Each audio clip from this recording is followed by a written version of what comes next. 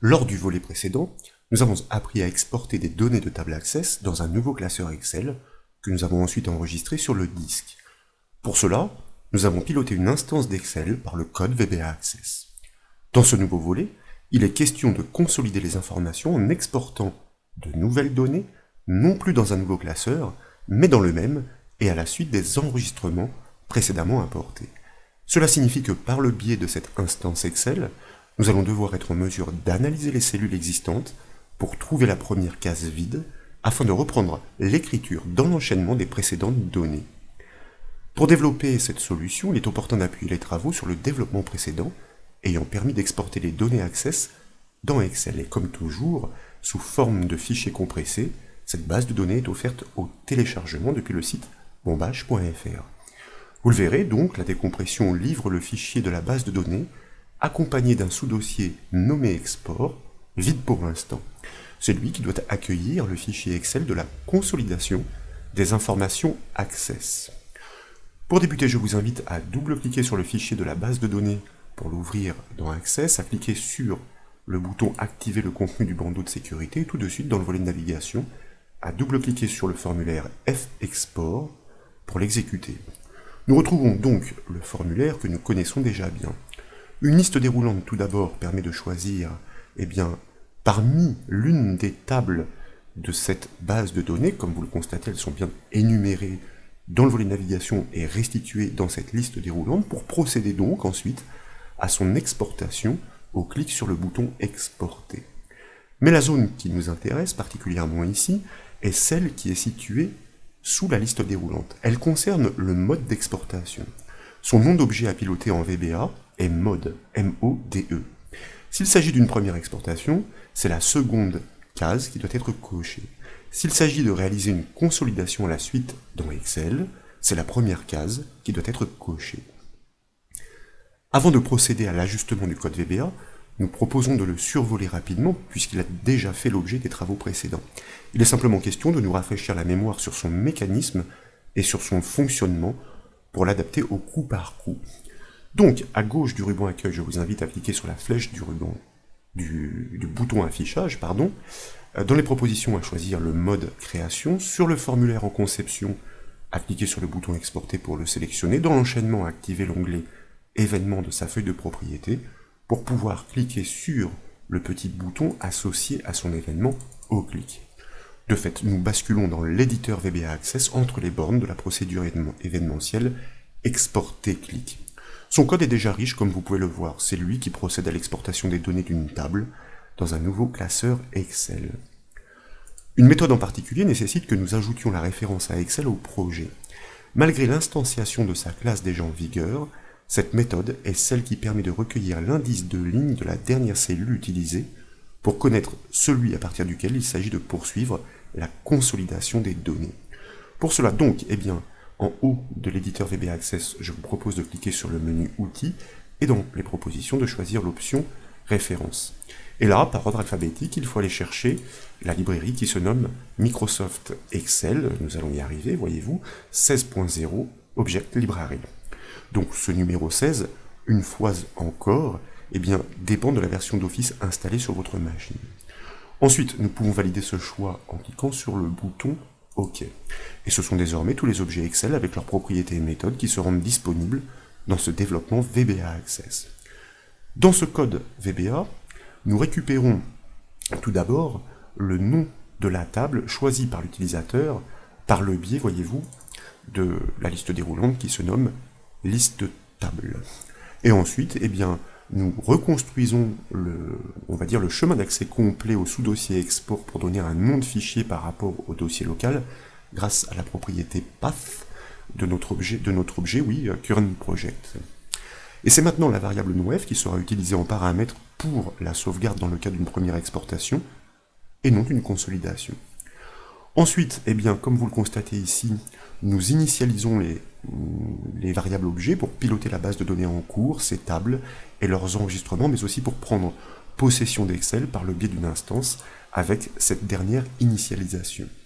Dès lors, le code VBA actuel se charge de créer un nouveau classeur grâce à la méthode add de la collection workbooks en arrière-plan, c'est-à-dire sans ouvrir de nouvelles fenêtres avec la propriété visible réglée à false, donc pour accueillir la première exportation.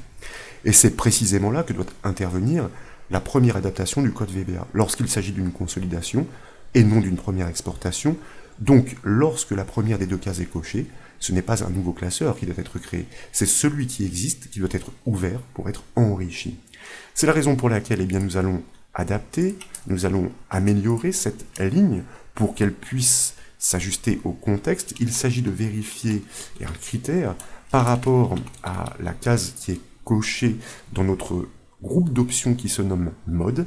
Si la valeur vaut 2, cela signifie que c'est la seconde case qui est cochée, auquel cas nous continuons bien de créer un nouveau classeur, méthode add.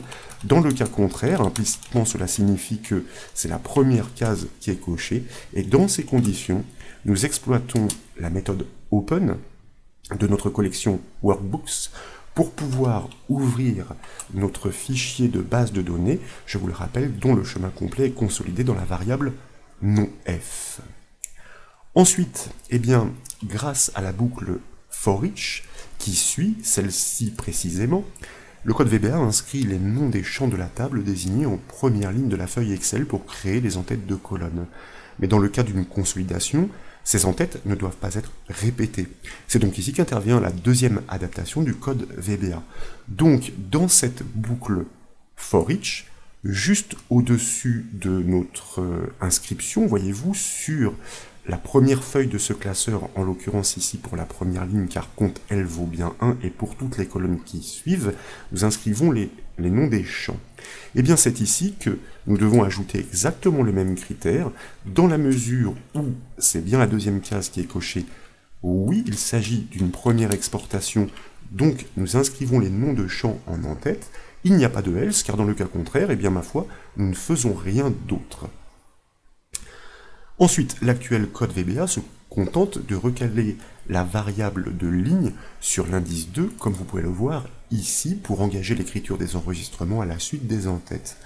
Mais dans le cas d'une consolidation, donc lorsque la première case est cochée, cette écriture doit se réaliser à la suite, soit à partir de la première cellule vide dans la première colonne de la feuille Excel. Et pour cela, nous l'avions annoncé, le VBA Excel que nous pilotons grâce à cette instance offre une méthode tout à fait dédiée. Il s'agit de la méthode Special Cells de la collection Cells des cellules. Et avec un paramètre particulier, elle permet de détecter la dernière cellule occupée. Il ne nous restera plus qu'à pointer sur la cellule suivante pour reprendre l'écriture. Donc, comme nous l'avons fait jusqu'alors, nous allons ajuster effectivement ce recadrage de cet indice de ligne dans la mesure où il s'agit d'une première exportation. If mode.value égale 2, effectivement, nous nous calons bien sur la deuxième ligne pour écrire à la suite des entêtes.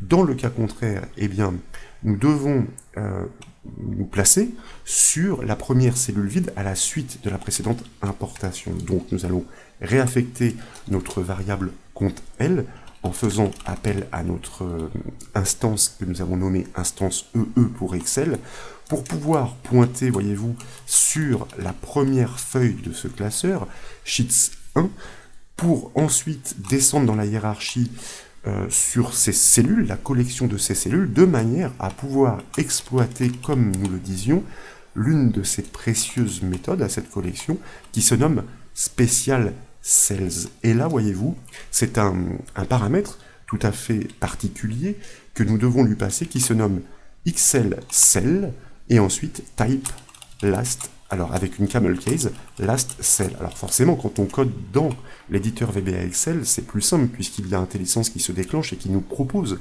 ces valeurs d'attributs. Et donc, lorsque cette méthode fait son œuvre, elle va détecter la dernière cellule utilisée sur la feuille en cours. Donc en l'occurrence, nous pouvons, grâce à sa propriété row, obtenir l'indice de la dernière ligne. Et nous souhaitons reprendre l'écriture sur la ligne du dessous. Donc, nous allons ajouter une unité à cette trouvaille. Ensuite, c'est la boucle do qui est située juste en dessous, qui se charge de parcourir tous les enregistrements, tous les champs de chaque enregistrement pour extraire tout le détail dans chaque cellule de la feuille Excel. Voyez-vous ici, c'est bien ce que nous faisons, puisque dans cette boucle do, qui parcourt tous les enregistrements jusqu'à la fin, enr.endOfFile, EOF, nous reparcourons tous les champs, c'est-à-dire tous les noms des champs qui sont stockés dans le tableau de variables, pour pouvoir ensuite inscrire sur la feuille pour la ligne en cours et pour la colonne en cours qui est automatiquement incrémentée par cette deuxième boucle, la valeur du champ pour l'enregistrement en cours. Et donc, c'est ici que nous allons maintenant nous faire une adaptation supplémentaire qui consiste à... Alors ici, il n'y a pas d'adaptation supplémentaire, pardonnez-moi, puisque naturellement, cette inscription doit toujours avoir lieu dans la mesure où nous sommes recalés sur le bon indice de ligne. J'anticipais et je voulais en venir à la phase finale qui consiste l'enregistrement du classeur. Oui, lorsqu'il s'agit d'une première exportation, c'est un nouveau classeur, donc son nom n'est pas encore défini. Il faut bien utiliser la méthode SaveAs. C'est la raison pour laquelle, voyez-vous, je vais aller chercher de nouveau mon instruction pour le critère. Donc, lorsque il s'agit bien de la deuxième case qui est cochée, mais dans le cas contraire, c'est-à-dire lorsqu'il s'agit d'une consolidation, nous connaissons déjà le nom du classeur puisque nous l'avons ouvert avec la méthode Open, et dans ces conditions, ce n'est pas la méthode SaveAs que nous devons exploiter, mais simplement la méthode Save pour enregistrer sous le même nom les données désormais consolidées à la suite dans la feuille Excel. Il est temps donc de tester ces ajustements pour constater non seulement que les exportations des données Access vers Excel fonctionnent, mais aussi que les consolidations se produisent selon nos souhaits.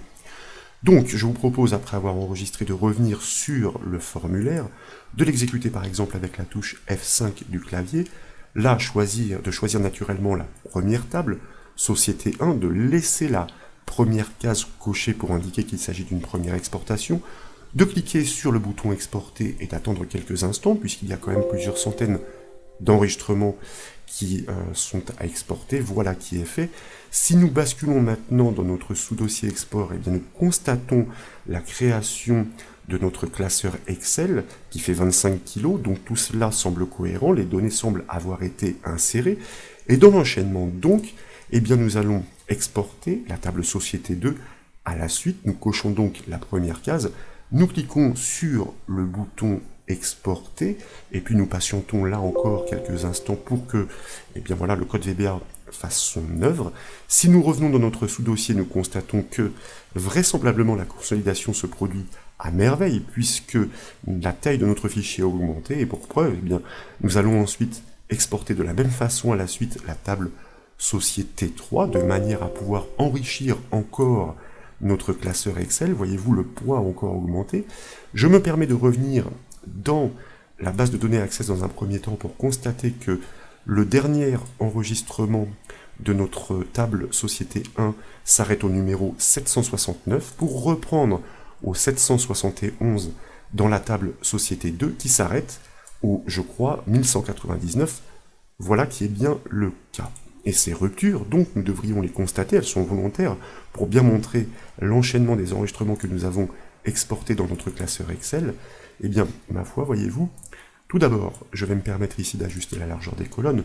Comme vous le savez, nous pourrions aussi faire une mise en forme avec des boutons de macro automatisés.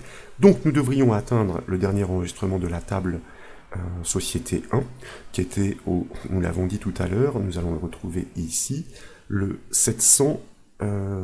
Alors je ne sais plus exactement, alors j'ai besoin de me rafraîchir la mémoire, je vais revenir dans ma table 1, 769, j'étais allé un petit peu trop loin, c'est la raison pour laquelle je ne voyais pas cette rupture, et vous voyez qu'on passe bien à ensuite l'énumération des enregistrements de la table Société 2. Qu'en est-il après le numéro 1199, cette fois-ci je m'en souviens donc, pourtant ce n'était pas bien compliqué.